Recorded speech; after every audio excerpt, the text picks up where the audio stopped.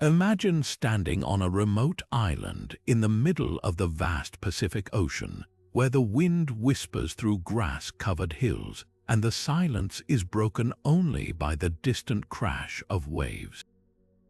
Now picture this: hundreds of enormous stone figures, some as tall as a 3-story building, staring blankly across the landscape with expressions frozen in time. These are the Moai of Easter Island, and their very existence is one of history's most captivating riddles. How did an ancient civilization with no modern tools or machinery carve and transport these colossal statues, some weighing as much as 80 tons, across miles of rugged terrain? And why? These questions have puzzled explorers, archaeologists, and dreamers for centuries, and even today, the answers remain shrouded in mystery. The Moai aren't just statues. They're silent witnesses to a culture that thrived against impossible odds, a people who transformed volcanic rock into towering monuments with nothing but ingenuity and sheer determination. But the more we learn, the more questions arise. Why do some of these giants wear red stone hats weighing another dozen tons? How were they moved without wheels or beasts of burden? And what happened to the civilization that created them? The secrets of the Moai are buried in layers of time, folklore, and scientific debate, with each discovery pulling us deeper into the enigma. This is a story of human ambition, of a society that dared to dream big, literally. Over the next few minutes, we'll uncover 30 of the most puzzling aspects of these stone giants, from the tools used to carve them to the theories about how they walked across the island. Some explanations will surprise you, others might leave you with even more questions, but one thing's certain: by the end, you'll see these mysterious sentinels in a whole new light. So let's dive into the shadows of Easter Island and uncover the truth and the lingering mysteries behind the Moai. The story of the Moai begins with the Polynesian voyagers who first set foot on Rapa Nui, likely between the years 1200 and 1300. These seafarers, navigating vast ocean distances in double-hulled canoes, brought with them not just tools and crops but a deep tradition of ancestor worship, one that would eventually manifest in the island's iconic stone giants. Unlike other ancient civilizations that left behind written records, the Rapa Nui people relied on oral histories passed down through generations, leaving modern researchers to piece together their legacy from fragments of legend, archaeology, and the statues themselves. Central to understanding the Moai are the ahu, the massive ceremonial platforms that serve as their bases. These weren't mere pedestals, they were sacred gathering places, often positioned near the coast with the statues facing inland, as if watching over the living. Some theories suggest the Moai represented deified ancestors, their stern gazes meant to channel protective energy toward villages. Others argue they symbolized power, with rival clans competing to build ever larger statues in displays of prestige. What's undeniable is the staggering effort involved. Each Moai carved by hand from volcanic tuff at the Rano Raraku quarry, then transported miles across uneven terrain without the use of wheels or draft animals. The absence of written records has led to fierce debates. Did the Rapa Nui society collapse under the weight of their own ambition, as some scholars claim, or did environmental changes play a role? One oral tradition speaks of a legendary chief who ordered the statues to walk across the island, a tantalizing clue that might hint at the ingenious methods used to move them. With every new discovery, from tool marks on unfinished Moai to the enigmatic pukao, those distinctive red stone hats, the puzzle deepens. Behind these silent sentinels lies a culture both fiercely inventive and profoundly spiritual, one that transformed an isolated island into an open-air gallery of human determination. Carving the Moai was a feat of artistry and endurance that pushed the limits of ancient technology. The volcanic slopes of Rano Raraku, a crater rich in soft, workable tuff stone, served as the primary workshop for these monumental sculptures. Nearly all of the Moai originated here, their forms emerging slowly from the rock face through a combination of patience, precision, and brute force. Using basalt picks harder than the tuff itself, teams of craftsmen would outline each statue's shape before methodically chiseling away the surrounding stone. Flakes of razor-sharp obsidian, often discarded nearby, suggest finer details like facial features or hands were refined with meticulous care. Walking through the quarry today, you'll find over 300 unfinished Moai in various stages of completion, frozen in time. Some are barely sketched into the rock, while others lie nearly free, connected only by a thin spine of stone along their backs. This eerie tableau hints at a sudden halt in production, as if the sculptors downed tools and walked away mid-stroke. One towering figure, nicknamed El Gigant, would have dwarfed all others at nearly 70 feet tall, yet it never left the hillside, its unfinished bulk still fused to the bedrock. The process was far from random. Carvers followed the natural grain of the tuff, which allowed for smoother shaping and reduced the risk of cracks. They worked top-down, first freeing the statue's head and face, then gradually moving toward the base, a practical choice that meant less wasted effort if a flaw in the stone was discovered.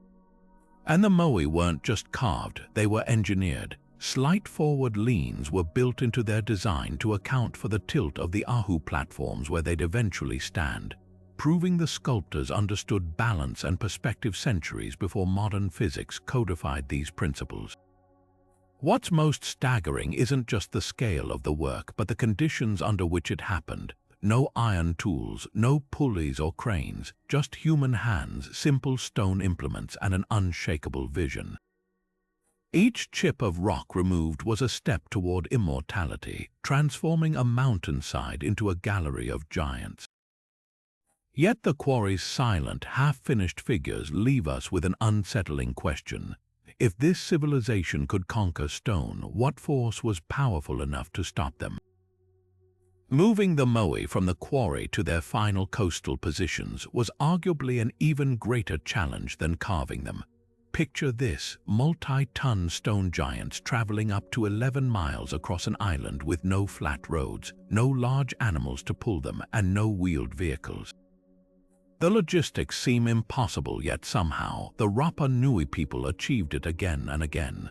One of the most compelling theories suggests the statues literally walked to their destinations.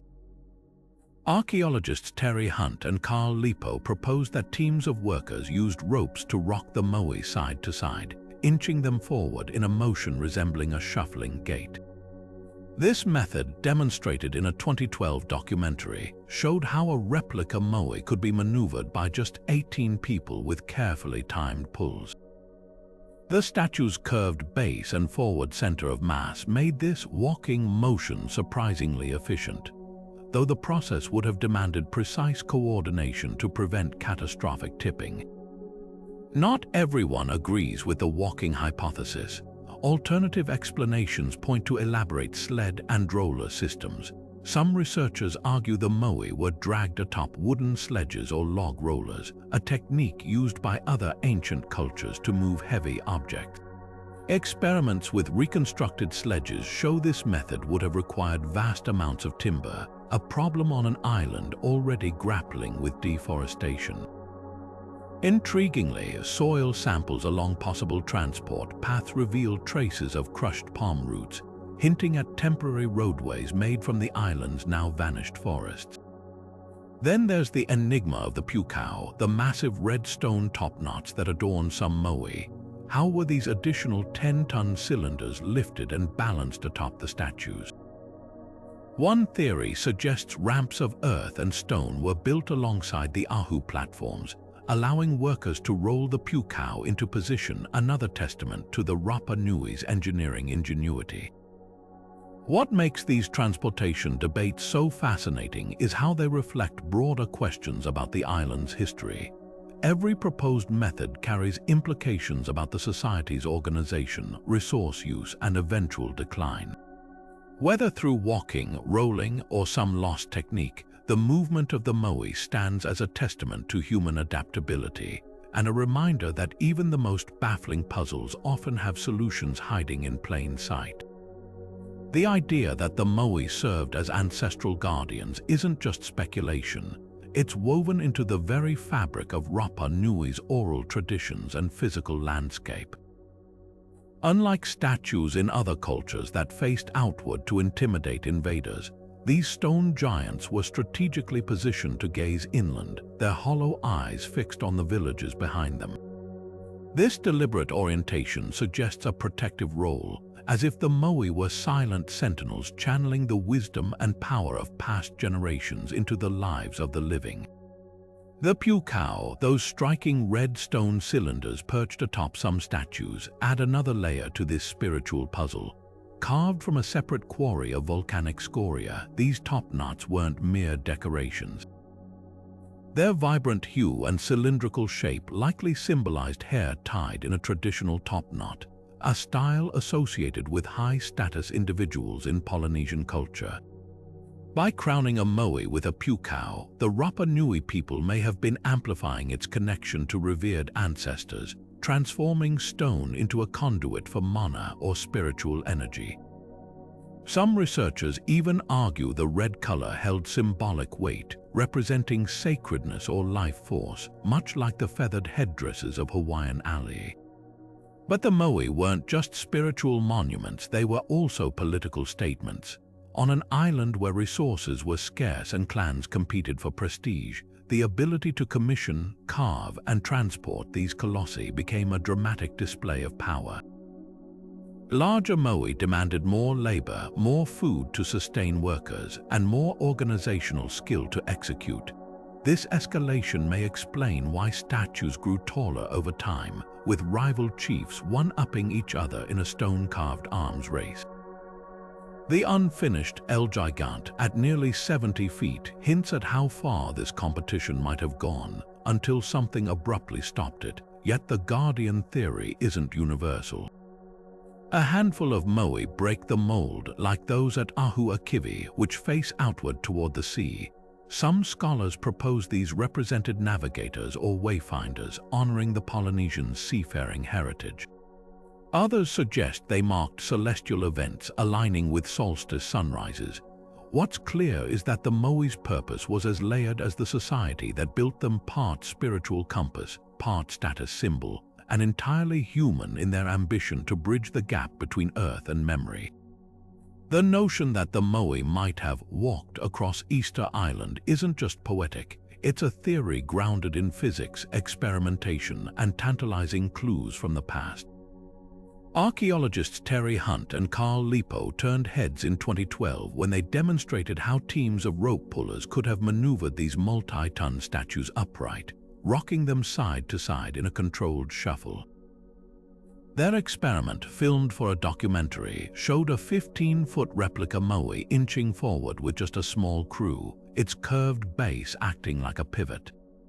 The motion resembled a careful dance, with each tug shifting the statue's weight just enough to advance it without toppling, where patterns on ancient roads near Rano Raraku lend credence to this idea. Unlike the smooth grooves expected from sledges, these paths bear scattered pits and uneven damage, consistent with heavy objects occasionally striking the ground during a rocking motion.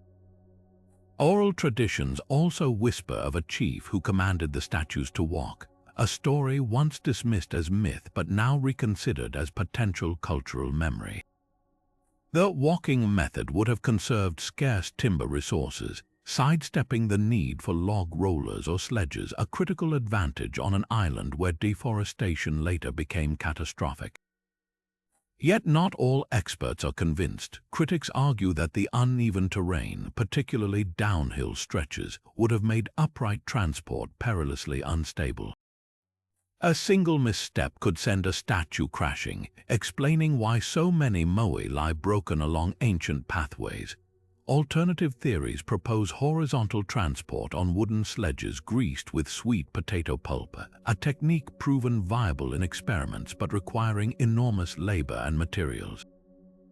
Some statues even bear horizontal wear marks near their bases, hinting they might have been dragged. the debate reflects a deeper tension in archaeology between innovative reinterpretations and traditional explanations. Whether the Moai walked, slid, or rolled, their journey speaks to a society that refused to be limited by conventional tools, and to modern researchers still uncovering the genius hidden in plain sight. Among the most haunting sights on Easter Island are the dozens of abandoned moai still embedded in the slopes of Rano Raraku, frozen mid-creation, as if the sculptors simply vanished mid-chisel. The quarry holds nearly 400 of these unfinished figures, some more than twice the size of any moai ever erected. Towering partially freed from the volcanic rock, their faces eerily unfinished, they tell a story of ambition abruptly interrupted.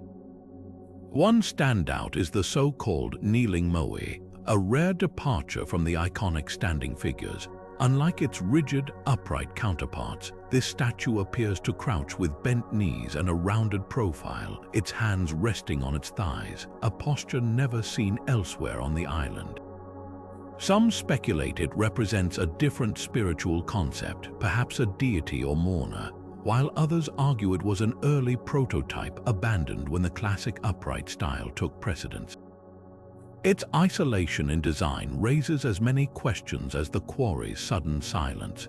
Theories about why work stopped range from the dramatic to the gradual.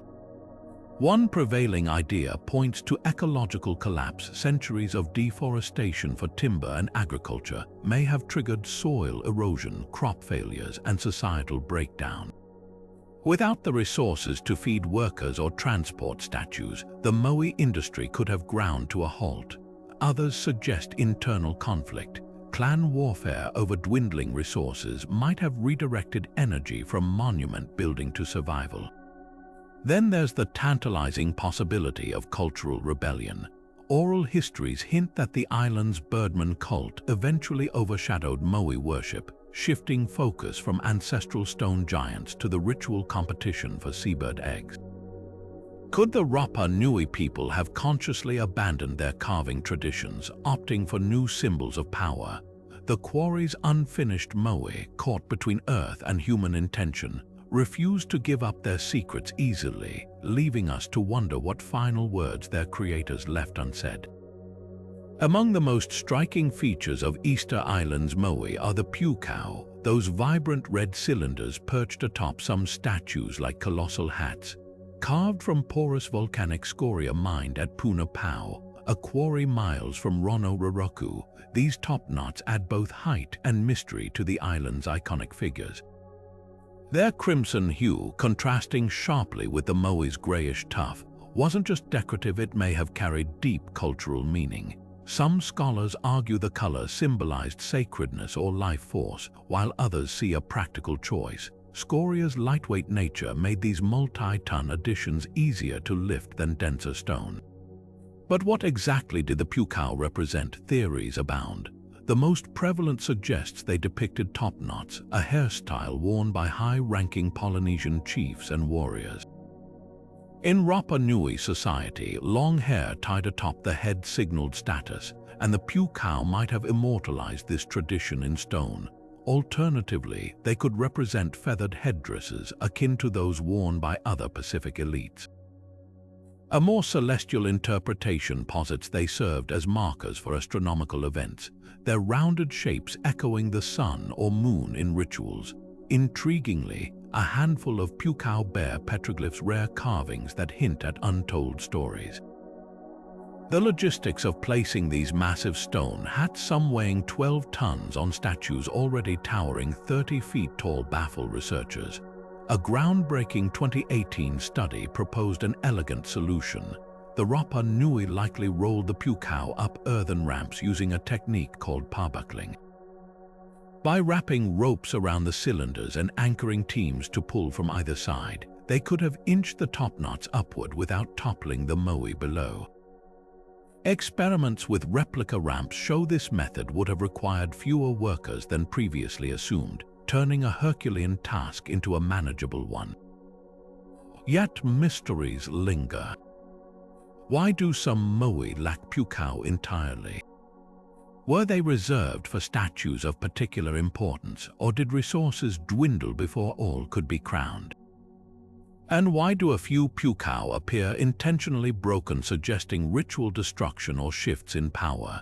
Each answer peels back another layer of Rapa Nui's spiritual and political complexity, revealing a culture that turned volcanic rock into vessels of memory, authority, and connection to the unseen. Few visitors realize the Moai weren't always the hollow-eyed figures we see today. Originally, these stone giants had piercing white eyes crafted from coral with obsidian pupils that transformed them from silent statues into watchful guardians. These eyes weren't merely decorative, they were the final, sacred step in bringing a Moai to life. During elaborate ceremonies called opening of the eyes, priests would place the coral sockets into the statue's carved eye cavities, a ritual believed to awaken their mana, the spiritual power connecting ancestors to the living. With this act, the Moai ceased to be stone and became vessels of divine presence, their gaze now charged with protective energy. The lone restored eye at Tahai's ceremonial complex offers a glimpse of how dramatic this transformation would have been.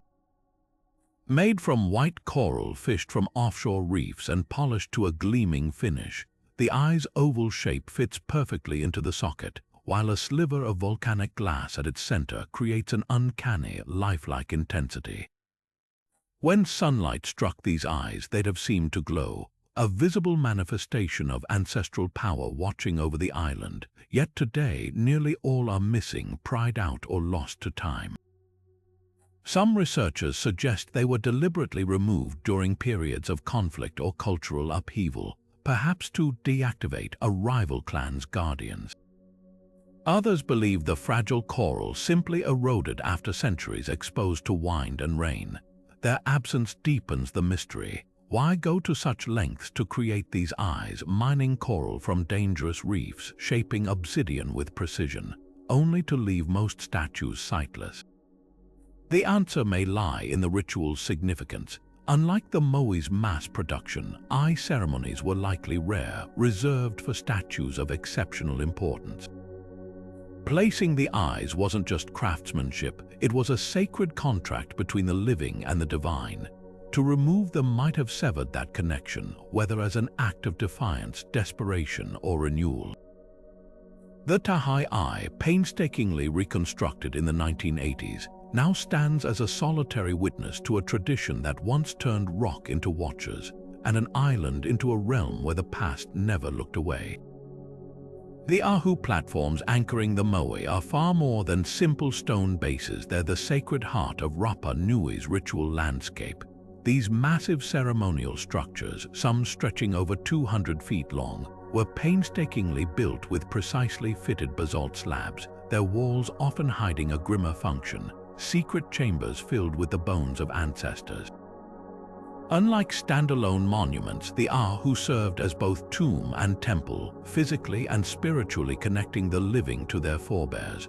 When a Moai was erected atop one, it wasn't just placed, it was planted, its base socketed deep into the platform's center, transforming the entire structure into a bridge between worlds.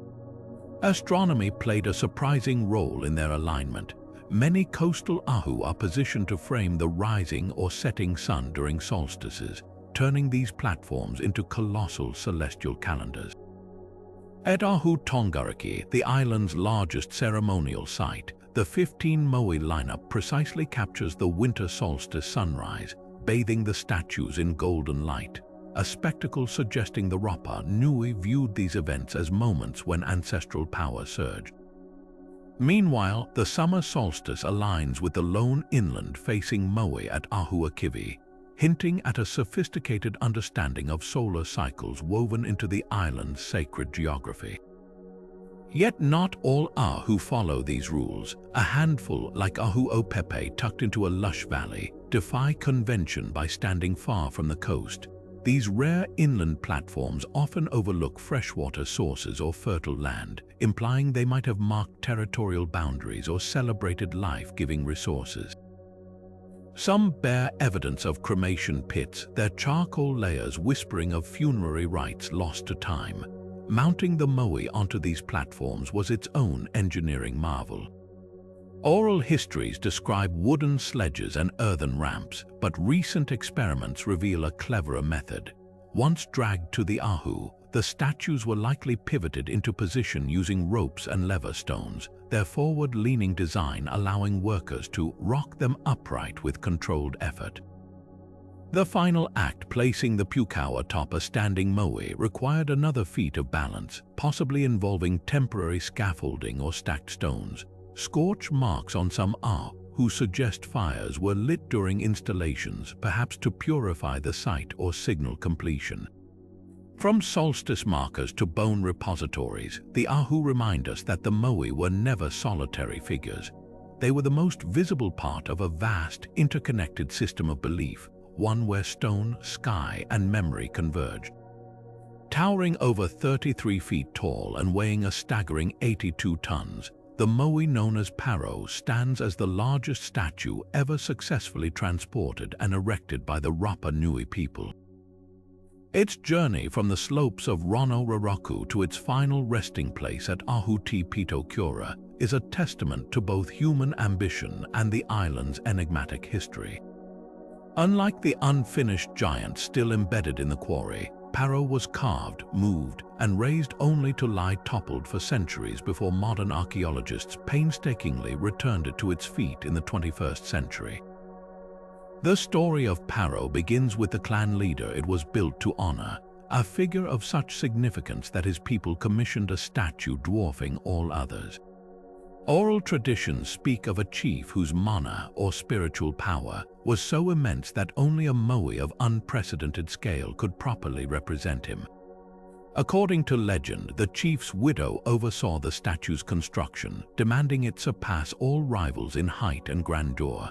The logistical challenges were immense. Carving Paro required removing over 80 tons of volcanic tuff from the quarry, then transporting it nearly 2 miles across rough terrain, a feat that likely took teams of workers months, if not years, to complete. Ahuti Pito Cura, the platform where Paro once stood, holds clues to its spiritual importance. The site's name translates to the Navel of Light, referencing a perfectly spherical stone placed nearby, believed to concentrate supernatural energy. When Paro was erected here around the year 1500, it would have dominated the coastline, its white coral eyes gleaming in the sun as it watched over the clan's descendants. But its reign was short-lived. Sometime after the statue's completion, Paro was deliberately toppled, breaking at the neck, a fate shared by nearly all of Easter Island's moai during periods of societal upheaval. The re-erection of Paro in 2010 was a modern marvel mirroring ancient techniques. Archaeologists used a combination of wooden levers, rope pulleys, and earthen ramps to gradually tilt the massive figure upright, a process that took weeks of careful adjustment. Today, the statue stands once more on its ahu, though its original pukao, the red stone topknot that once crowned it, remains missing, lost to time or conflict. What makes Paro's story particularly haunting is the unfinished moai left in Rano Raraku that would have surpassed it in size. Known as El Gigante, this partially carved colossus measures 69 feet, more than double Paro's height, suggesting the Rapa Nui's ambitions outstripped even their most staggering achievements. Whether abandoned due to resource shortages, warfare, or shifting beliefs, these unfinished giants whisper of a culture pushing against the limits of possibility, leaving us to wonder how many more Paros might have risen if history had unfolded differently. Among the towering giants of Easter Island, a lesser-known group of moai tells a quieter but equally fascinating story: the small statues, some barely reaching 4 feet tall, scattered in caves along pathways or near the quarries. While the colossal figures dominate headlines, these diminutive carvings offer clues to the Rapa Nui's creative process, spiritual beliefs, and even the roles of children in their society. Unlike their uniform, larger counterparts, the small moai vary wildly in style, from crudely chiseled forms to exquisite miniatures mirroring every detail of the grand statues. Some researchers argue these small figures were apprentice pieces, carved by trainees learning the art of moai construction before tackling monumental projects. Tools found near clusters of smaller statues suggest workshop areas where novices practiced under master carvers, refining techniques on portable stones before committing to quarry work.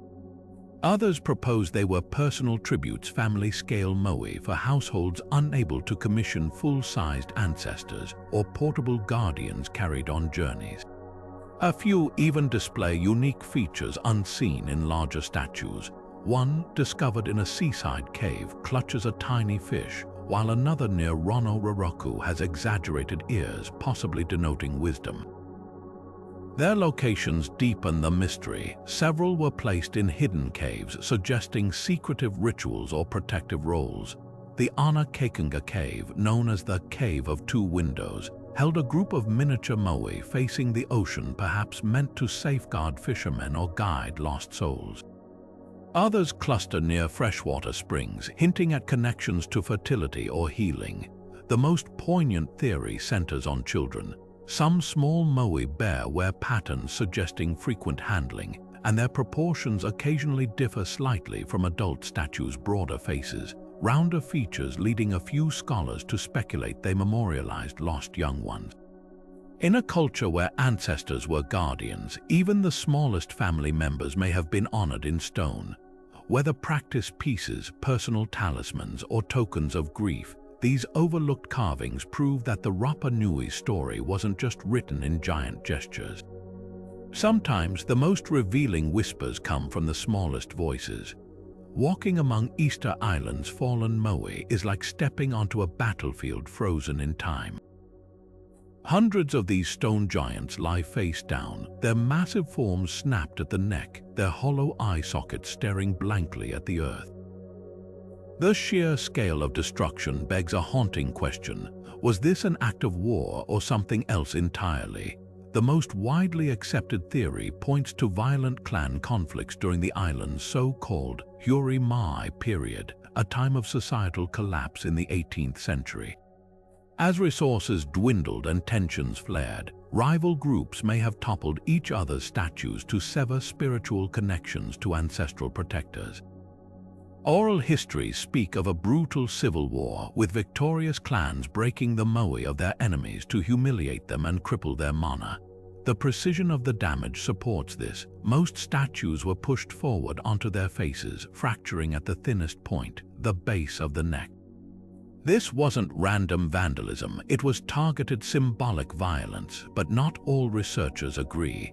Some argue European contact played a role. When Dutch explorer Jacob Roggeveen arrived in 1722, his crew reported seeing standing moai. Yet by the time James Cook visited 50 years later, nearly all were toppled. Could introduced diseases or slave raids have destabilized the island, triggering iconoclasm? A few broken moai show signs of being struck by metal tools, something the Rapa Nui didn't possess before European arrival. The 20th century brought a new chapter: restoration. In the 1970s, a team led by archaeologist William Mulloy painstakingly raised the first moai in modern times at Ahuakivi. Using a combination of cranes, wooden sledges, and traditional techniques reverse-engineered from oral histories, they proved these colossi could stand again. Today, projects like the re-erection of Ahu Tongaraki's 15 moai, a feat requiring Japanese funding and heavy machinery, offer glimpses of the island's former grandeur. Yet the fallen giants still outnumber the standing. Each fracture line tells a story of conflict, of change, of a society that reshaped its landscape twice, first by raising the moai, then by casting them down. Whether felled by human hands or historical forces, their toppled forms remind us that even stone is no match for the tides of time.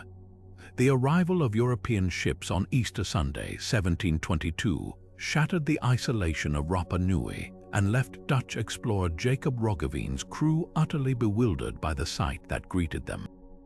Towering stone faces stared inland from massive platforms, their expressions inscrutable, their scale defying logic. In his journal, Roggeveen confessed his disbelief, writing that the islanders could not have erected such images without some sort of mechanical assistance.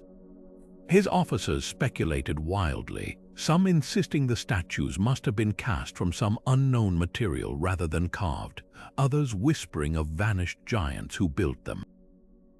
The irony was palpable. A society that had navigated vast oceans with wooden canoes now stood accused of needing help to move stone on land. Later European visitors only deepened the mystery. When Captain James Cook's expedition landed in 1774, they found most Moai toppled, a dramatic change from Roggeveen's accounts. Cook's botanist Johann Forster theorized the statues were idols of a sun-worshipping cult, while Spanish explorers in 1770 suggested they marked burial sites of kings. By the 19th century, fringe theories spiraled further, with some European travelers claiming the Moai's elongated features proved contact with extraterrestrials. These assumptions revealed more about the visitors' biases than Rapa Nui's reality, projecting colonial-era fantasies onto a culture they barely understood. Rapa Nui oral histories tell a different story, one of human ingenuity, not mythic intervention. Legends speak of the chief Tō-ko-iho, a revered sculptor who taught the statues to walk using divine power. Rather than invoking alien technology, these accounts describe a form of spiritual engineering where mana life force animated the stone. One chant recalls how workers would sing the Moai forward, their rhythmic chants guiding each movement. Another tradition hints at the use of sweet potato paste to lubricate paths, a practical detail overlooked by European observers. The disconnect between outsider speculation and indigenous knowledge couldn't be starker. Where Europeans saw impossibility, the Rapa Nui saw legacy. Where sailors imagined vanished giants, islanders remembered ancestors. The truth, as always, lay in the space between, a civilization that mastered its environment through skill, faith, and collective will, leaving behind stone giants that still challenge how we define human achievement. Thor Heyerdahl's name is forever tied to Easter Island, not for uncovering its secrets, but for challenging everything we thought we knew about it. In the 1950s, this Norwegian adventurer became obsessed with a radical idea that the Moai's origins lay not in Polynesia but in South America. To prove it, he staged a series of audacious experiments, the most famous being the Kon-Tiki expedition. Heyerdahl and his crew constructed a primitive balsa wood raft using only materials available to pre-Columbian civilizations, then sailed it from Peru to the Tuamotu Islands. A 4,000-mile journey meant to demonstrate that ancient South Americans could have reached Polynesia. The voyage made headlines worldwide, but his methods raised eyebrows. Modern ropes, metal tools, and radio equipment aided the crew, casting doubt on how authentic the experiment truly was. When Heyerdahl turned his attention to Easter Island in the 1950s and 60s, his theories grew even more contentious. He argued that the island's first settlers were fair-skinned, long ears from Peru who later clashed with Polynesian short ears. As evidence, he pointed to the Rapa Nui's elongated earlobes, seen in some Moai, and the red stone used for pukao, which he claimed resembled South American headgear.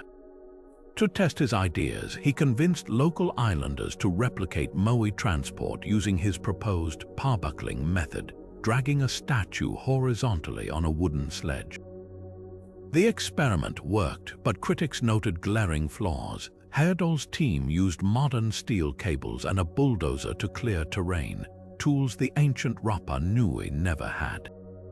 The clash between Heyerdahl's vision and scientific evidence reached a boiling point with DNA research. Genetic studies of modern Rapa Nui people show unequivocal Polynesian ancestry, with no significant South American lineage before European contact. Even the sweet potato, once touted as proof of trans-Pacific exchange, now appears to have drifted to Polynesia naturally on ocean currents millennia before humans arrived. Yet Heyerdahl's legacy isn't simply wrong. His work, however flawed, forced archaeologists to reconsider Polynesian voyaging capabilities. The Rapa Nui's own oral histories speak of two distinct groups, hinting at possible internal divisions he might have misinterpreted. And his charismatic storytelling brought global attention to the Moai, paving the way for later research. In the end, his greatest contribution may have been the questions he left behind, reminders that history is rarely as simple as a single raft crossing an ocean. Among the most tantalizing mysteries of Easter Island are the wooden tablets inscribed with rongorongo, a script unlike any other in Polynesia. Its symbols etched in alternating lines that reverse direction with each row, a technique called reverse boustrafedden. Discovered in the 19th century, these fragile relics bear the island's only known written language, a code that has defied decipherment for over a century. Some scholars believe these cryptic glyphs, fish, frigate birds, chants hold direct links to the Moai, perhaps recording rituals, genealogies, or even instructions for their creation. The parallels are striking. Just as the statues face inland to watch over the living, Rongorongo's texts may have served as a bridge between the spoken and the sacred, turning wood into a ledger of ancestral voices. One particularly weathered tablet, known as Tablet C or Mamori, features a sequence of glyphs that appear to chart lunar cycles, suggesting the Rapa Nui tracked celestial events to time Moai ceremonies. Another, the Great Santiago staff, overflows with intricate carvings of what might be creation myths, including a possible depiction of the god Makemaker, a key figure in the later Birdman cult emerging from the sea. The connection between script and statue deepens when examining the few Moai adorned with petroglyphs. At Ahu Tongariki, one fallen giant's back bears rongorongo-like markings, hinting that the symbols weren't confined to wood but were part of a broader visual language tied to the island's stone sentinels. Why has rongorongo resisted translation? Part of the challenge lies in its scarcity. Only 26 authenticated tablets survive, many damaged by age or missionary fires. The island's turbulent history also severed the chain of knowledge.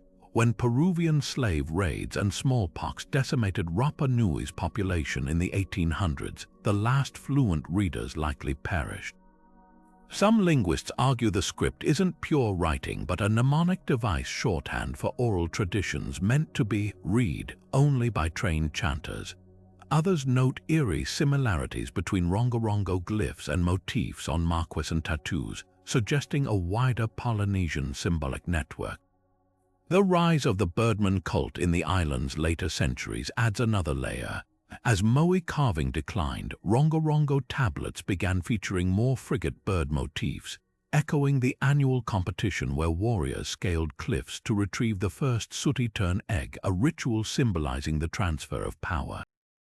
Did the tablets evolve to document this new era, or were they always part of a shifting spiritual dialogue?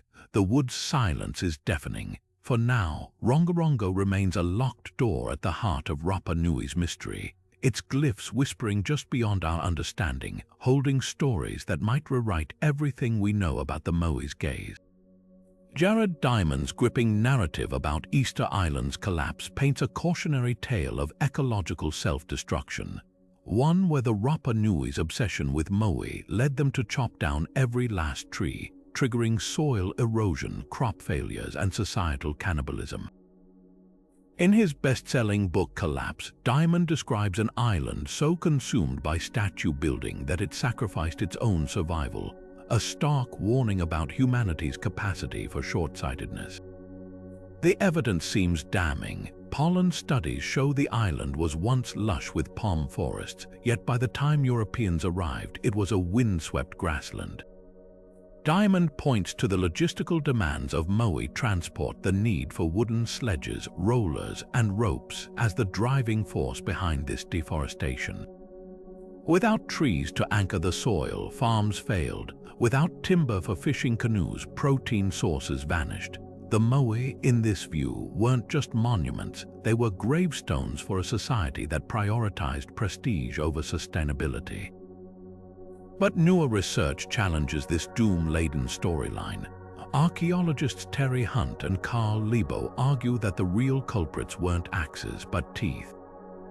Polynesian rats, stowaways on the original settlers' canoes, may have devoured the island's palm seeds faster than trees could regenerate, turning a slow ecological shift into a rapid collapse. Experiments show these rats gnaw through palm nuts with devastating efficiency, and sediment layers reveal their population exploded within centuries of human arrival. Unlike gradual deforestation, this rat-driven scenario suggests the Rapa Nui faced an ecological crisis they never saw coming. The debate hinges on timelines.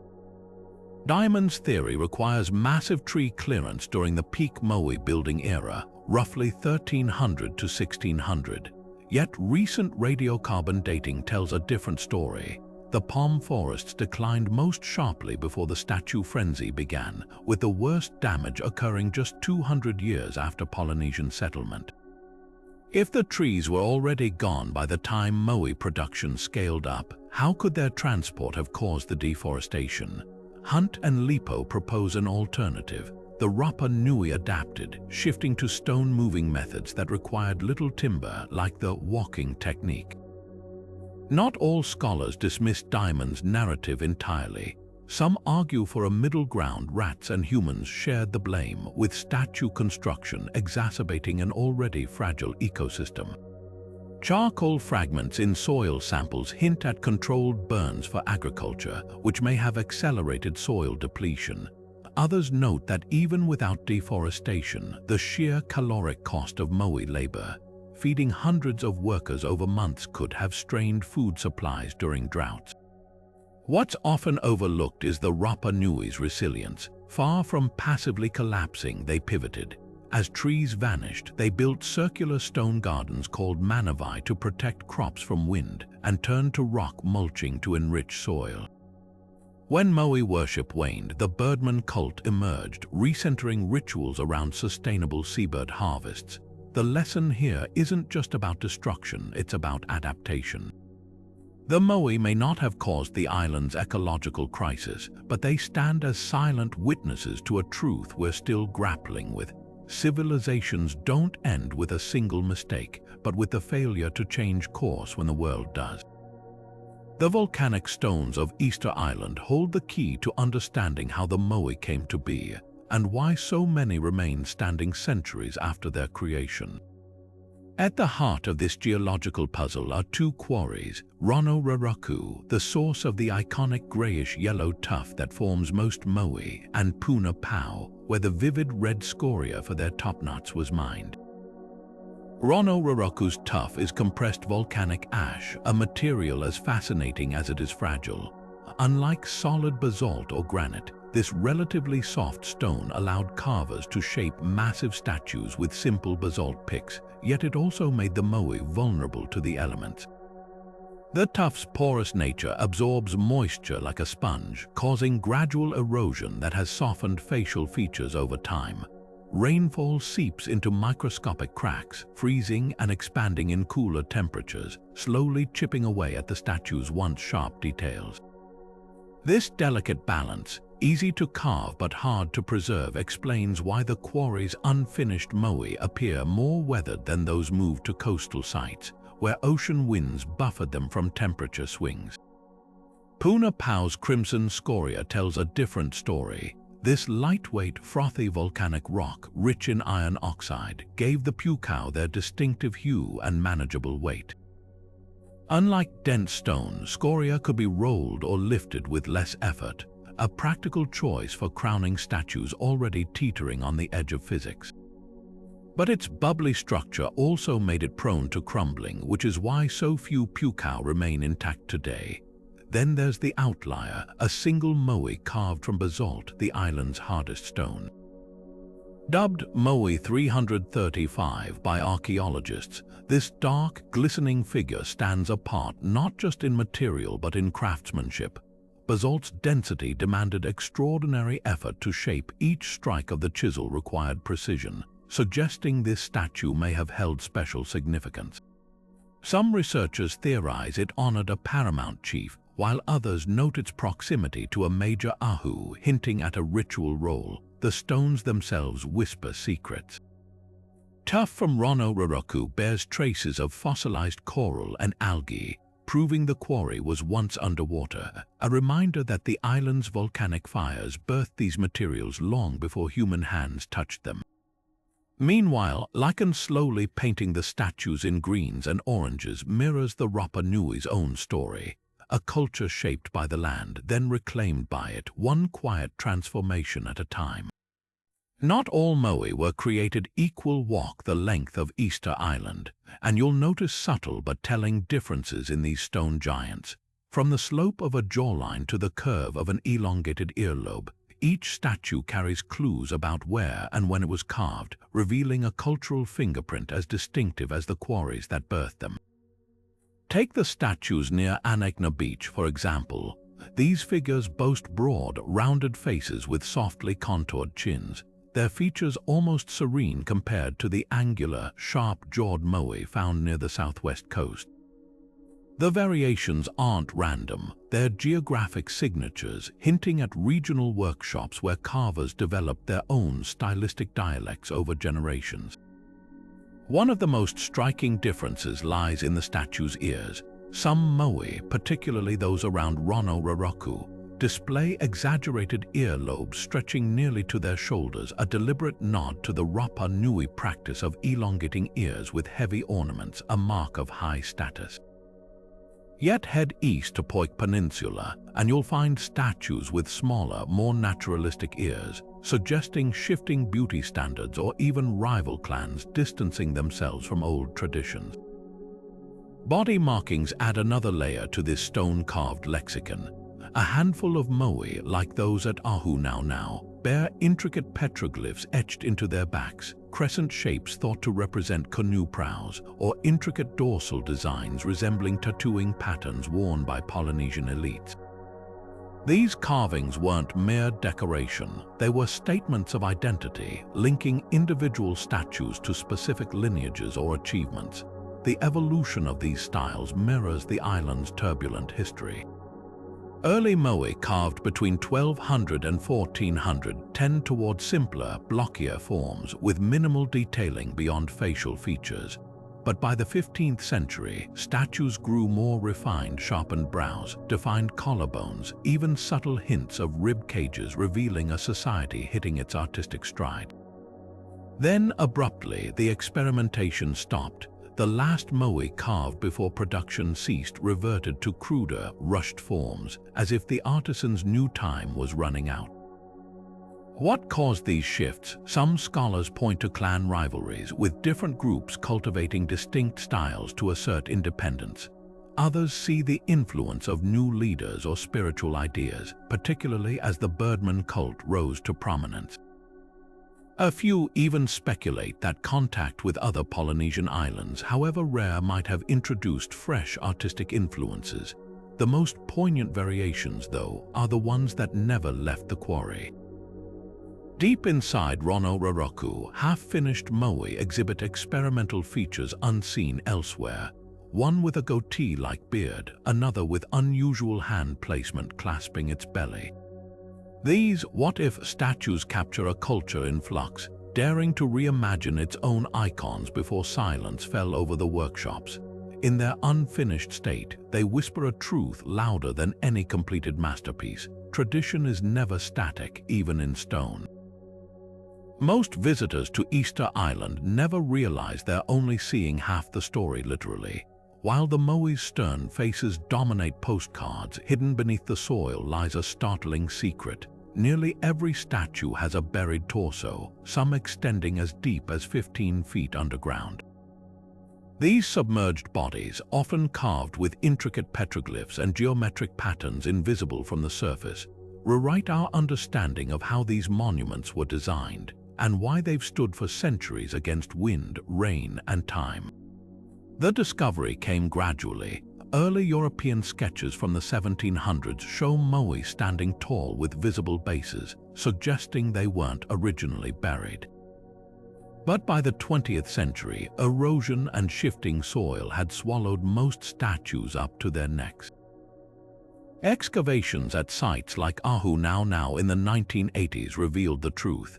What we perceive as heads are actually just the top third of full-body figures, their hidden sections often adorned with carvings of crescent moons, stylized canoes, or even vulva symbols associated with fertility rites.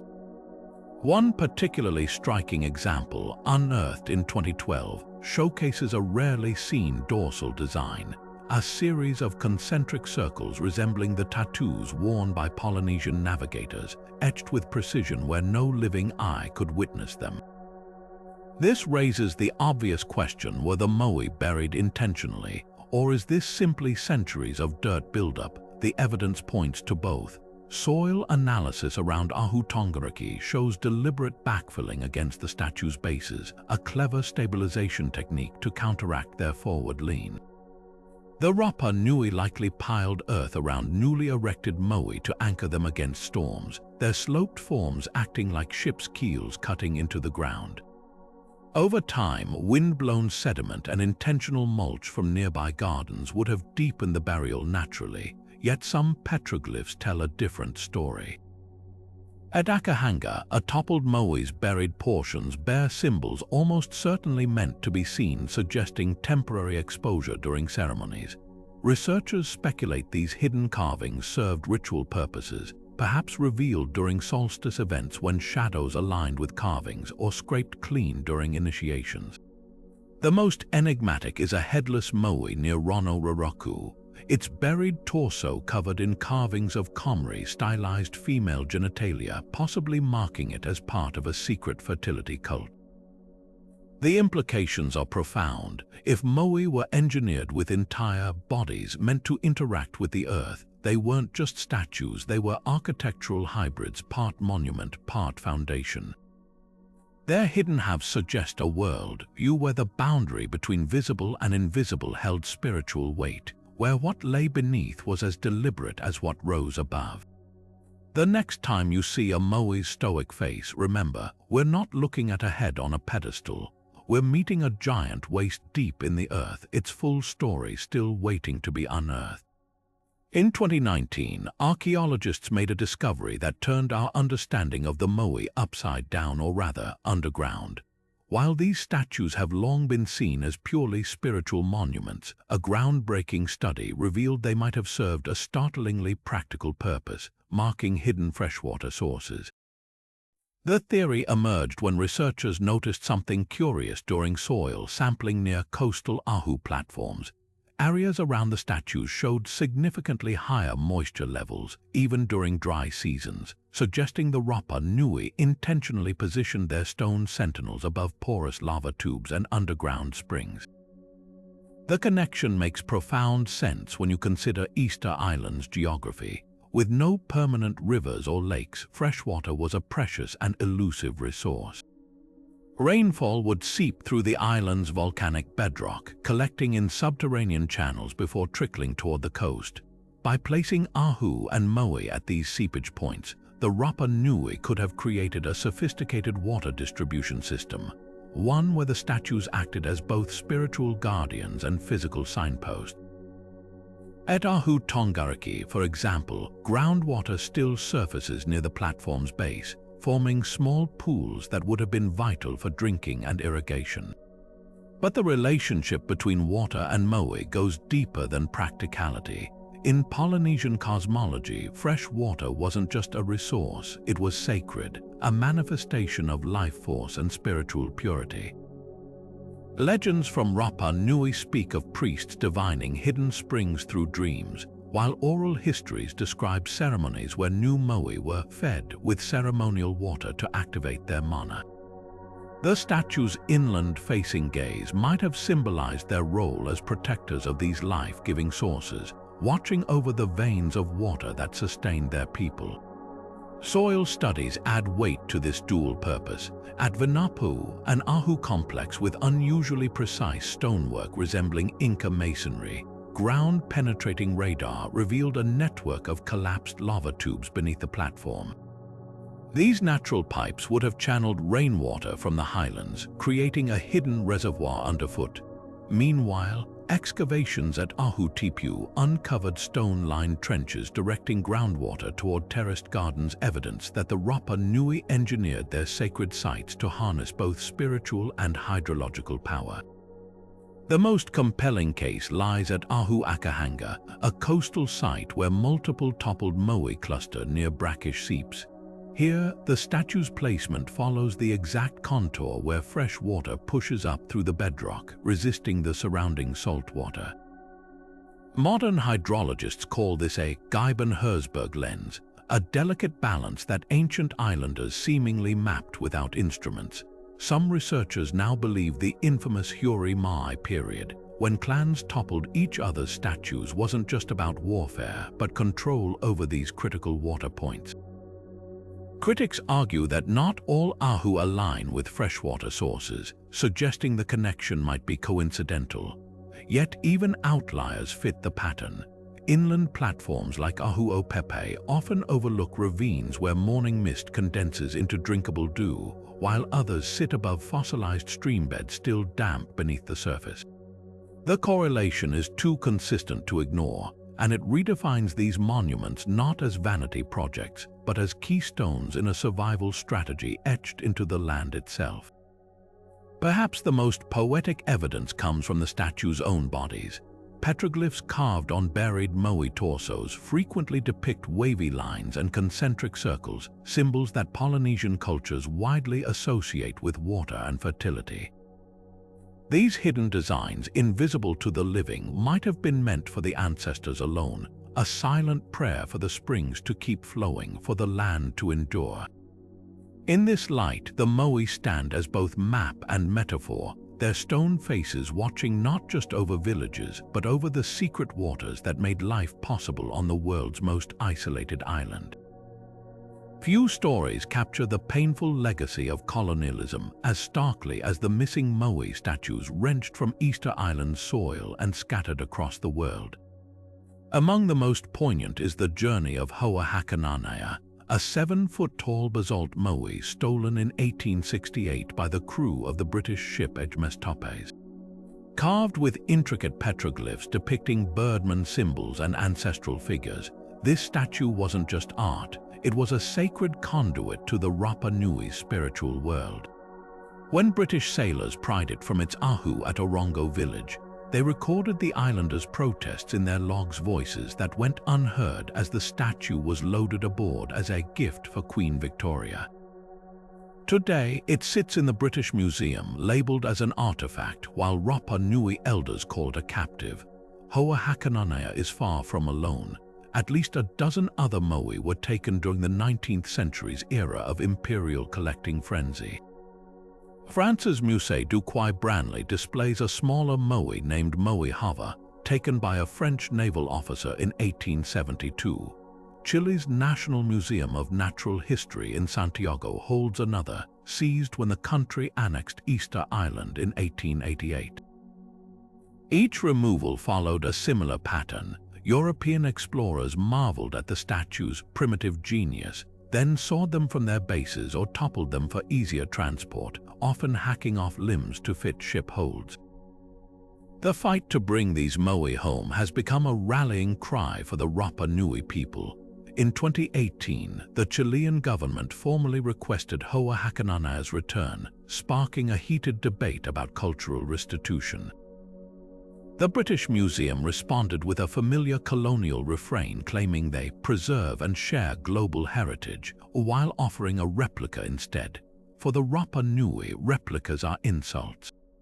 As activist Anekna Manutamatoma put it, "You cannot copy a soul. These are not sculptures, they are our ancestors." Recent victories hint at shifting tides. In 2022, after decades of pressure, a smaller moai named Tau was returned to Easter Island from Chile's continental museums, greeted by ceremonies and tears. Private collectors have begun relinquishing stolen statues too. A French auction house surrendered a looted moai head in 2019 following public outcry. But the battle is far from over.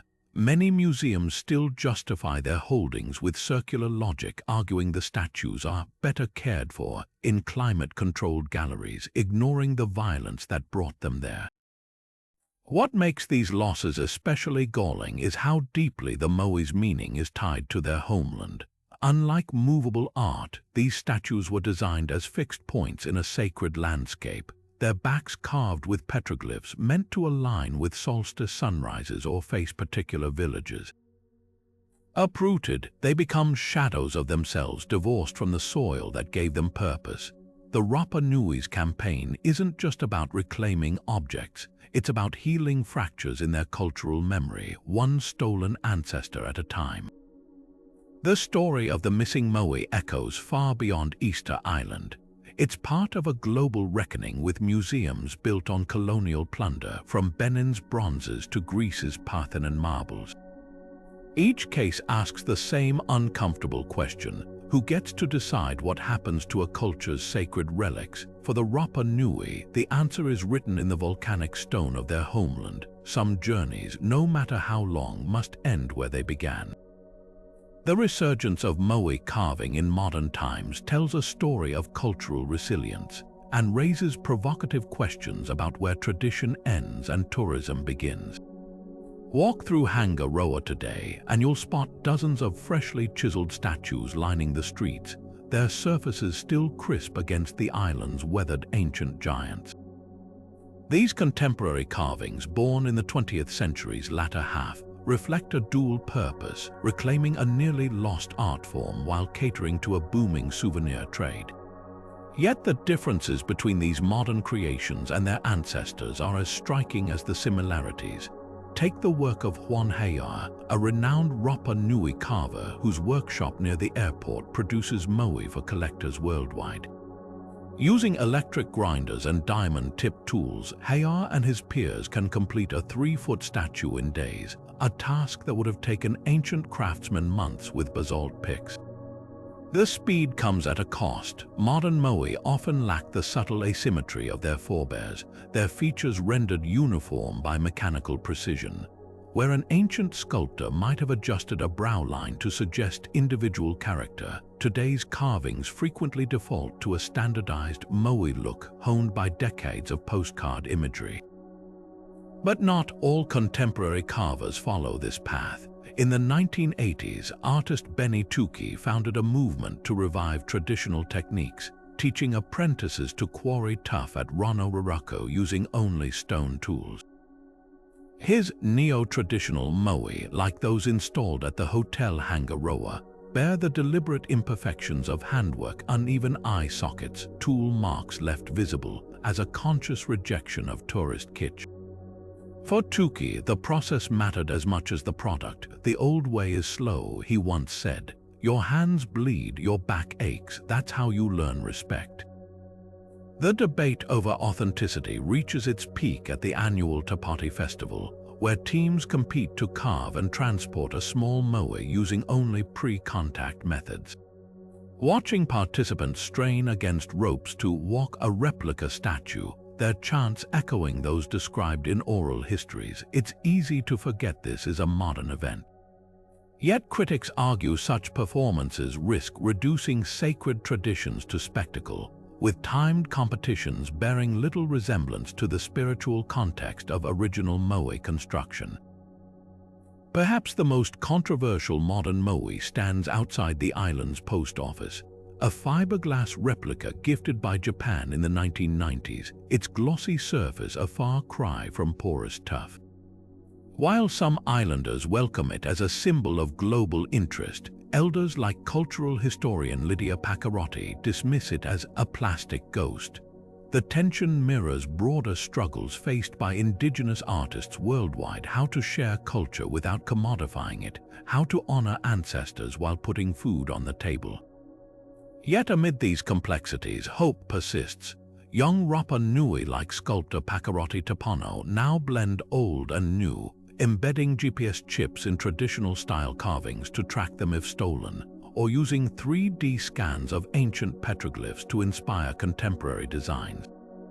At the Mongatari Sculpture School, students learn both stone edzes and social media marketing, preparing to navigate a world where moai must be both sacred icons and economic lifelines. The 21st century carvers face a challenge their ancestors never imagined, keeping the past alive without letting it become a fossil. Hollywood has a habit of taking ancient mysteries and spinning them into something far stranger, and Easter Island's moai are no exception. From blockbuster films to video games, these stone giants have been recast as everything from alien artifacts to magical guardians, blurring the line between archaeological wonder and pure fantasy. Take the 1994 film Rapa Nui, for instance. While it dazzled audiences with sweeping shots of the statues, its plot twisted Rapa Nui history into a Romeo and Juliet love story between warring clans, complete with anachronistic Polynesian gladiator races. The movie's most glaring myth, the idea that moai carving was a sudden innovation by one charismatic leader. In reality, the statues evolved over centuries, their designs refined through generations of trial and error. Then there's Night at the Museum, which turned the moai into comic relief living, grunting heads that demand chewing gum like Stone Age vending machines. The film played on a tired trope that ancient cultures are inherently quirky or primitive, their monuments reduced to punchlines. What's lost in the laughter is the statue's true purpose as vessels of ancestral reverence. Real-life moai don't have hidden compartments or mystical powers. Their magic lies in the sheer human effort behind them, a truth far more compelling than any Hollywood gimmick. Video games often exaggerate the mystery further. The Civilization series depicts moai as culture bombs that magically expand territorial borders, while Uncharted and Tomb Raider slot them into booby-trapped temples straight out of an Indiana Jones script. These portrayals feed the stereotype of Polynesian sites as mere backdrops for treasure hunts, ignoring their role as living connections to history. Even the Easter Island level in Age of Empires Roman II gets it wrong, casting the Rapa Nui people as idle statue builders rather than the ingenious farmers, fishermen, and navigators they truly were. Books and comics aren't immune either. Graphic novels like The Statues That Walked lean into pseudoscientific theories about extraterrestrial intervention, while pulp adventures depict the island as a cursed outpost hiding supernatural secrets. These fictions often overshadow a pivotal fact. The Rapa Nui's achievements required no aliens or magic, just unparalleled skill and determination. The real tragedy of these pop culture distortions isn't just factual inaccuracy, it's the erasure of indigenous voices. Rarely do these stories center Rapa Nui perspectives or acknowledge the ongoing struggles of their descendants, from fighting for artifact repatriation to protecting sacred sites from tourism damage. When moai appear as mere set dressing or plot devices, their cultural weight evaporates. Yet there's a glimmer of hope in newer media. Documentaries like The Mystery of Easter Island collaborate with Rapa Nui scholars to separate legend from fact, while games like Heaven's Vault incorporate realistic archaeological methods, treating moai as historical puzzles rather than magic relics. Even Mona, though set in a fictionalized Polynesia, consulted cultural advisors to respect regional traditions, a small step toward accountability. The next time you see a moai on screen, ask yourself, does this story honor the people who carved them or just use their legacy as exotic wallpaper? Behind every myth Hollywood amplifies, there's a truth waiting to be heard, one that doesn't need embellishment to captivate. In 1995, Easter Island's Rapa Nui National Park earned UNESCO World Heritage status, a recognition meant to protect its iconic moai from the very forces now threatening them. Ironically, the designation that drew global attention to these stone giants also accelerated their decline, as waves of tourists, over 150,000 annually, trample fragile soils, exhale corrosive moisture near the statues, and sometimes even carve their initials into 700-year-old tuff. The most visible damage clusters around Ahu Tongariki, where 15 restored moai stand shoulder to shoulder. The platform's coastal location makes it both a photographer's dream and a conservator's nightmare. Salt spray erodes the statue's porous stone while rising tides gnaw at their foundations. In 2019, workers discovered seawater had infiltrated the underground portion of one moai, dissolving the petroglyphs carved into its buried torso, a loss as irreversible as it was preventable. Efforts to combat these threats blend cutting-edge technology with ancient wisdom. Chilean archaeologists partnered with the Rapa Nui community in 2021 to launch a sweeping 3D scanning project, creating millimeter-precise digital twins of every statue. These virtual replicas serve multiple roles, monitoring erosion cracks invisible to the naked eye, guiding restoration of damaged features, and in a poignant twist allowing stolen moai like London's Hoa Hakananaya to be virtually repatriated through augmented reality displays on their original Ahu. But not all solutions require lasers. At Rano Raraku, park rangers have revived traditional Polynesian soil stabilization techniques, planting native grasses whose roots knit the earth together, mimicking the erosion control once provided by the island's vanished palm forests. Climate change adds a ticking clock to these efforts.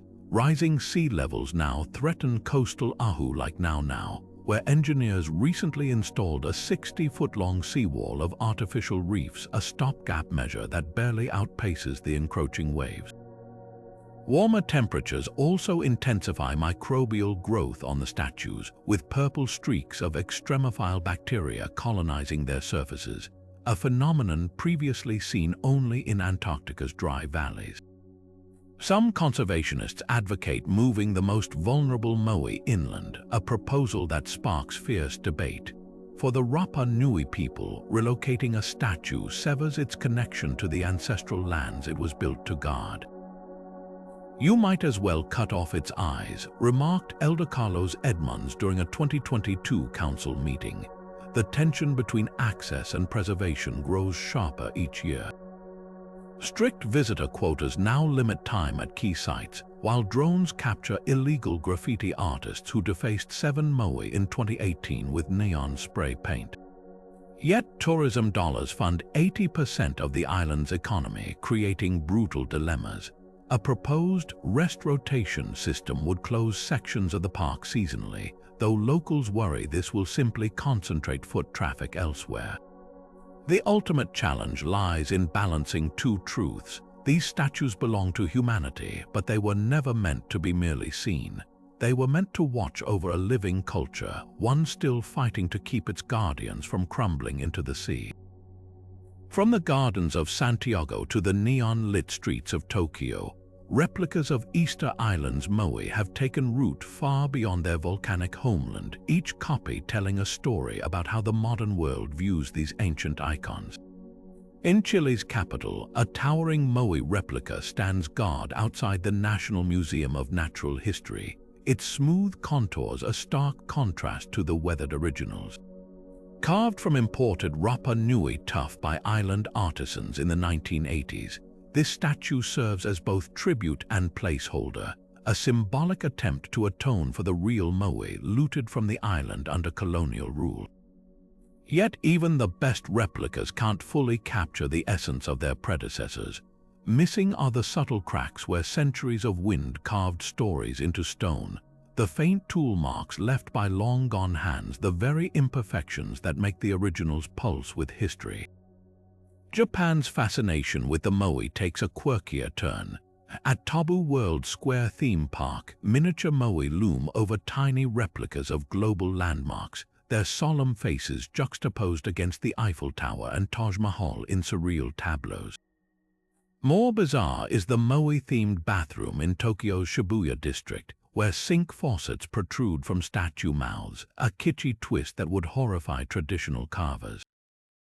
These playful homages highlight a cultural disconnect. Where the Rapa Nui see ancestors, outsiders often see blank slates for projection.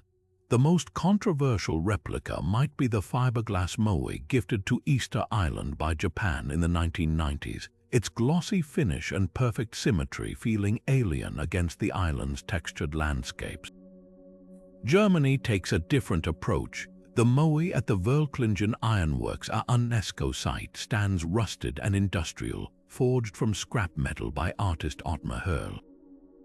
This reinterpretation speaks to Europe's tendency to aestheticize the moai as modernist art objects, stripping them of spiritual context. Even Disney and Paris gets in on the act with a cartoonish moai head emerging from a volcano ride, complete with glowing red eyes. The message is clear. In the global imagination, moai have become shorthand for exotic mystery, their cultural roots often diluted for entertainment. What do these replicas reveal about our relationship with the originals? Perhaps they're mirrors reflecting our own desires for connection, for spectacle, for control over narratives not our own. The Chilean replica aspires to reconciliation, Japan's to whimsy, Europe's to abstraction. But none can replicate the chill that runs down your spine when standing before a true moai at dawn, feeling the weight of centuries in its gaze. These copies, for all their craftsmanship or creativity, remain echoes of a voice they can't quite catch, a reminder that some stones can't be moved, even when they appear to be. Easter Island, the name alone conjures images of a remote speck of land where mysterious stone giants stare silently across rolling hills. Yet this label, given by Dutch explorer Jacob Roggeveen when he stumbled upon the island on Easter Sunday in 1722, carries the weight of colonial encounter rather than indigenous identity. To the Polynesian people who carved the moai, this place has always been Te Pito o Te Henua, the navel of the world, or more commonly today, Rapa Nui. The disconnect between these names isn't just linguistic. It reveals how outsiders have framed the island's narrative for centuries, often obscuring the living culture behind its monolithic symbols. Rapa Nui's true name reflects its place in Polynesian cosmology as a sacred center, a pivot between sky, sea, and ancestral realms. Oral traditions describe it as the first land fished from the ocean by the god Moai, a place where the spiritual and physical worlds converge. In contrast, Easter Island reduces it to a European discovery, a blank slate for Western imagination. This naming divide mirrors broader patterns of colonial erasure, where indigenous designations are overwritten by outsider labels. Think Mount Everest versus Sagarmatha or Chomolungma. The consequences ripple into modern tourism, where glossy brochures advertise Easter Island's mysteries, while glossing over Rapa Nui's ongoing struggles for sovereignty and cultural preservation. The power of naming extends to the moai themselves. Early European accounts often called them idols or fetishes, projecting Victorian notions of primitive worship onto figures that embodied complex ancestor veneration. Missionaries in the 1800s went further, interpreting the statue's inland gaze as proof of the Rapa Nui people's isolation from true faith. Never mind that the Polynesians who created them had navigated thousands of ocean miles without compasses.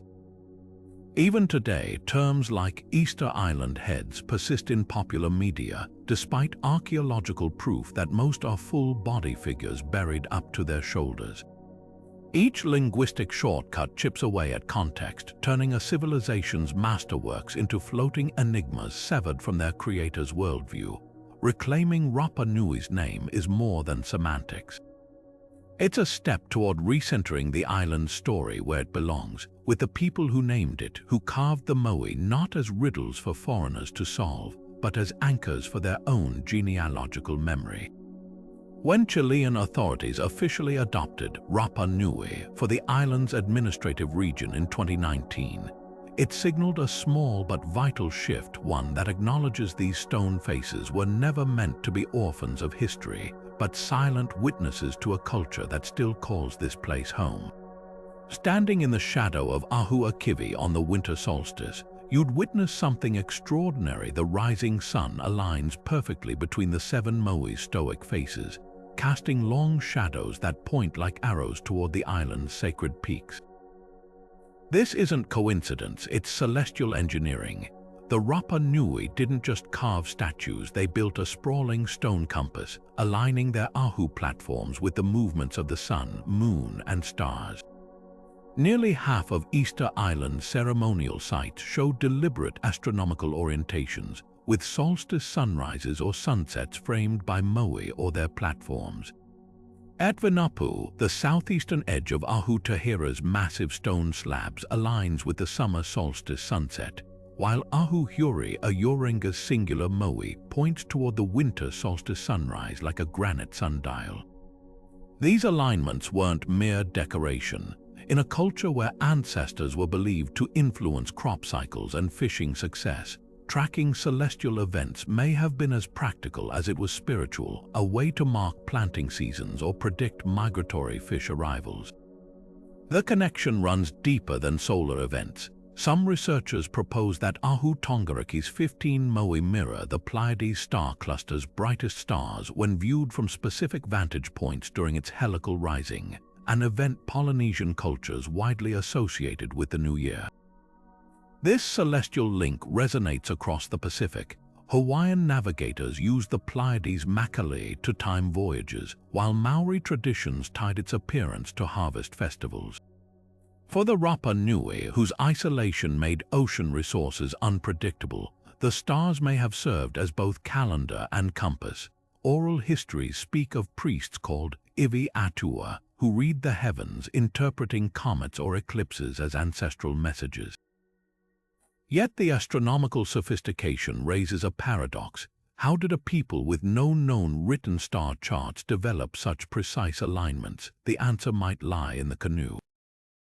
Polynesian navigators traversed thousands of miles by memorizing star paths, wave patterns, and bird flights, skills honed over generations. When settlers reached Rapa Nui, they likely adapted these techniques to solid ground, using the horizon as their sea. The island's low hills provided natural observation points, and the ocean-facing who may have doubled as navigational markers for fishermen. At Orongo, the ceremonial village atop Rano crater, petroglyphs of tuna and sharks align with seasonal star positions that signal prime fishing times, a fusion of astronomy and survival etched into stone. The isolation that made Rapa Nui unique also made its celestial knowledge vital. Unlike Tahiti or Hawaii, where star lore could be cross-checked with neighboring islands, Easter Island's navigators had no margin for error. A misread constellation might mean missed tuna runs or failed sweet potato plantings. This pressure could explain why their astronomical architecture is so precise, and why certain moai were deliberately toppled during periods of crisis. When crops failed or clans warred, destroying a solstice-aligned statue may have been seen as resetting a broken cosmic order. Modern technology continues uncovering these connections. LiDAR scans recently revealed buried stones near Ahuakivi, forming a straight line extending its solar alignment inland, suggesting the entire ceremonial complex functioned as a massive observatory. Meanwhile, 3D modeling shows how the moai's elongated ears, a feature shared by star-gazing priests across Polynesia, could have cast shadow markers at key dates. These findings paint a picture of a culture that didn't just watch the sky but wove it into the fabric of daily life, turning stone into a dialogue between earth and heavens. The next time you see a moai's tilted gaze, remember, it might not be looking at you at all, but through you toward a horizon where the sea meets the stars and ancestors whisper in the patterns of the light. By the 18th century, something profound was shifting beneath the feet of Easter Island's stone giants. As the last moai toppled during the Huri-Mai period, a new ritual surged to the forefront of Rapa Nui spirituality, the Tangata Manu or Birdman competition. Unlike the collective labor of statue building, this annual contest centered on individual prowess, marking a dramatic pivot from ancestor worship to a cult of living champions. Each spring, warriors from rival clans would scale the sheer cliffs of Orongo village, risking death to retrieve the first sooty-tern egg of the season from the offshore islet of Rapa Nui. The victor wasn't just celebrated, he became sacred, his clan gaining control over the island's resources for the year. This wasn't merely a game, it was a societal reset, one that traded stone monoliths for the fragility of a seabird's egg. The symbolism was deliberate. Where the Moai represented a fixed connection to the past, the birdman embodied fluidity and renewal. Polynesian oral traditions often link birds to divine messengers, creatures capable of traversing the boundary between sky and earth. By centering their rituals around the sooty tern, the Rapa Nui may have been seeking a more immediate link to the gods, one less dependent on carved intermediaries. Petroglyphs at Orongo tell this story in stone. Hundreds of carvings show birdmen with elongated limbs, some clutching eggs, others fused with frigate bird beaks. These images overlay older make motifs, the creator god's face morphing into avian forms, as if the island's spirituality itself was molting. The shift from Moai to birdman didn't happen overnight. Archaeologists note a transitional period where both traditions coexisted uneasily. At Vinapu, a Moai's back bears a later carved birdman petroglyph, its sharp lines cutting across the statue's weathered torso, a palimpsest of faiths. This overlap hints at internal tensions, traditionalists clinging to ancestor veneration while reformers embraced a system where power was earned, not inherited. The birdman cult's rise may have been accelerated by ecological pressures. As deforestation and soil depletion made farming uncertain, a ritual tied to seabirds' creatures unbound by terrestrial limits offered symbolic hope. What's often overlooked is how the competition redefined leadership. Moai building required consensus, carving and moving statues demanded communal effort under priestly direction.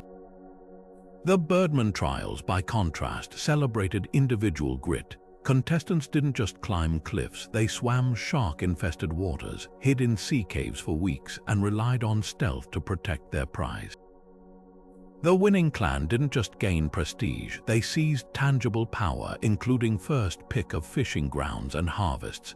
This wasn't just spiritual evolution, it was a quiet revolution, one that swapped collective memory for real-time rivalry. Yet the birdman cult wasn't without its shadows. European accounts describe intense psychological warfare, with competitors sabotaging each other's footholds or stealing eggs mid-race. Some petroglyphs show birdmen with severed hands, possibly reflecting penalties for cheating.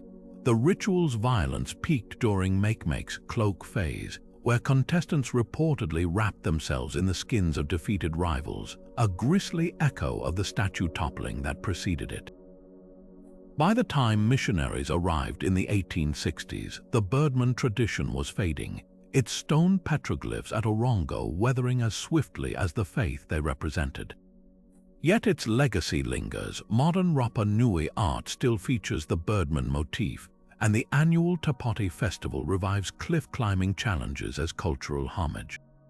The cult's rise and fall reveals a people adapting to catastrophe, not with resignation, but reinvention, trading the weight of stone for the lift of wings when the earth beneath them could no longer bear the load. After centuries of study, Easter Island's stone giants still guard their most compelling secrets, chief among them, the puzzle of how these multi-ton monoliths journeyed from quarry to coast.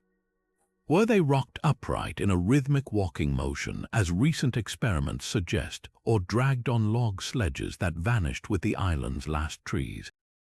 The debate rages on, with each new theory, from lubricated ramps to complex rope and lever systems, revealing just how ingenious the Rapa Nui people were with limited resources. Even more haunting is the question of why the quarries were abandoned mid-task, half-carved colossi frozen in time. Was it ecological collapse, civil war, or a spiritual revolution that turned the islanders away from their stone ancestors? The silent workshops of Rano Raraku offer no easy answers, only the eerie presence of giants that never stood, and then there's the enigma of meaning. Were the Moai protective ancestors, political power plays, or celestial markers? The discovery of their buried bodies adorned with petroglyphs never meant to be seen hints at a cosmology far more complex than we've imagined. The shift to the Birdman cult only deepens the mystery, trading static stone for the fleeting prize of a seabird's egg. What caused this dramatic spiritual pivot? Perhaps the truth lies in the interplay of all these forces. An island pushed to its limits, a people adapting their beliefs to survive, and a legacy carved in stone yet forever evolving. The Moai endure not just as relics but as mirrors. They reflect our own fascination with the unexplained, our hunger to uncover the past's hidden logic. In their stoic faces, we see the audacity of human ambition, the drive to shape the world against impossible odds. They challenge us to reconsider what we think we know about innovation, sustainability, and the bonds between culture and landscape. So tell us which of these mysteries speaks to you: the engineering feats that defied physics, the spiritual codes etched into volcanic rock, or the unanswered question of what finally silenced the quarries. Drop your thoughts below, and if you're hungry for more ancient enigmas, hit subscribe. The past is full of stories waiting to be unraveled, and we're just getting started.